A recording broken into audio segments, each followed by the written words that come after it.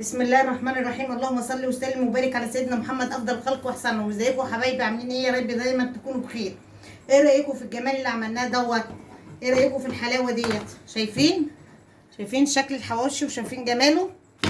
يلا نخش على مطبخ ام عبده البسيط اللي على قد حلقه ده ونشوف عملنا الجمال ده ازاي. يلا بينا. ولو عجبتكم ما تنسوش مع ام عبده ولا تبخلوا عليها باللايك.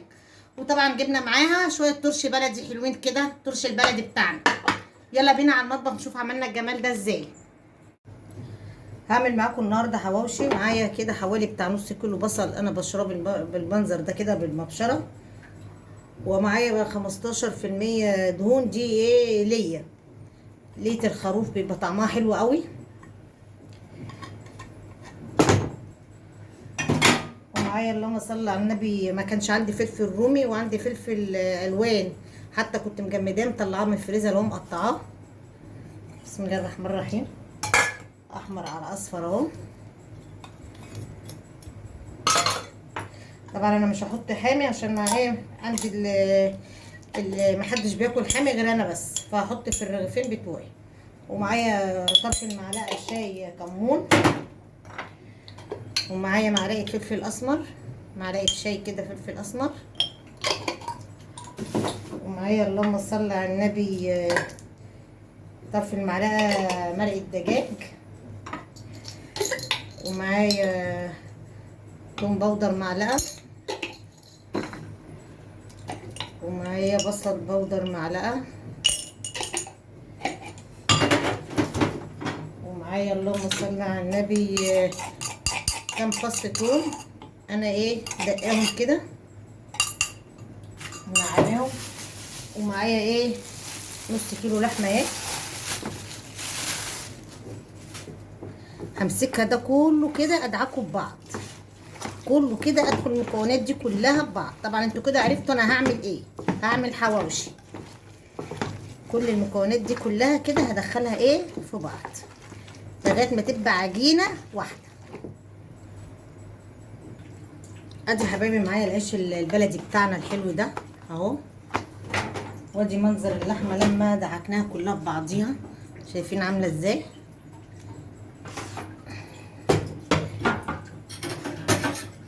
ومعايا معلقه زبده كده انا مسيحاها. اللهم صل على النبي. هشوف العيش اللي ينفع اعمله، هقوم فاتحاه كده بالمنظر ده كده. بسم الله الرحمن الرحيم اهو. وطبعا انا مشغله ايه الفرن، انا مشغله ايه الفرن اهو العيش. بسم الله الرحمن الرحيم.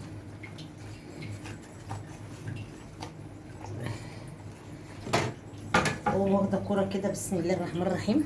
حلوه بالمنظر ده كده. ده في قلب الرغيف كله. اللهم صل على النبي. الرغيف مليان ازاي، اللهم صل على النبي. شايفين عامل ازاي الرغيف. خلص بقى الكميه بتاعتنا كده.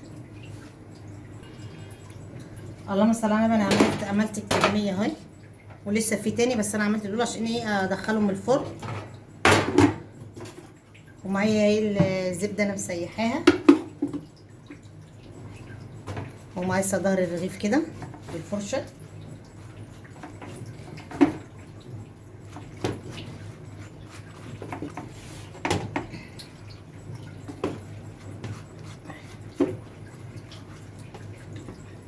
ظهره ووشه كده مسحه بسيطه. طبعا انا قلت لكم انا مشغله الفرن.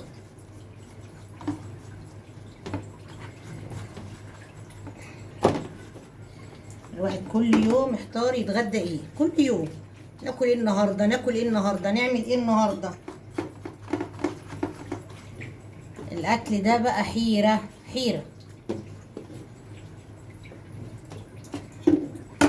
رغيف الحواوشي ده لو جبتيه من بره بيبقى بقد كده، وطبعا مش تبقي ضامنه كمان اللحمه بتاعته. بسم الله الرحمن الرحيم. كده هدخلهم بقى ايه الرغيف التاني.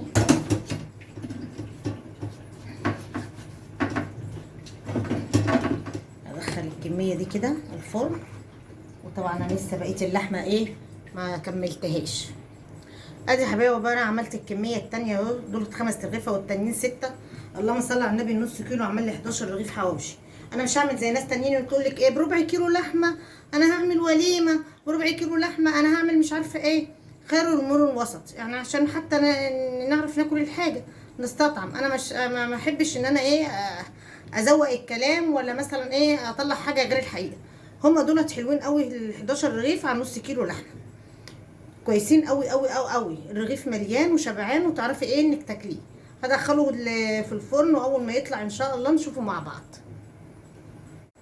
ايه رايكم في الجمال ده يا جماعه؟ ادي الحواوشي طلعناه من الفرن، نقول ايه الجمال ده، اللون الجميل ده والتحميصه الحلوه ديت. والصينيه التانية هطلعها اهو. لو عجبتكم ما تنسوهاش معبدوا باللايك والشير والاشتراك وفعل الجرس عشان يوصلكم كل جديد.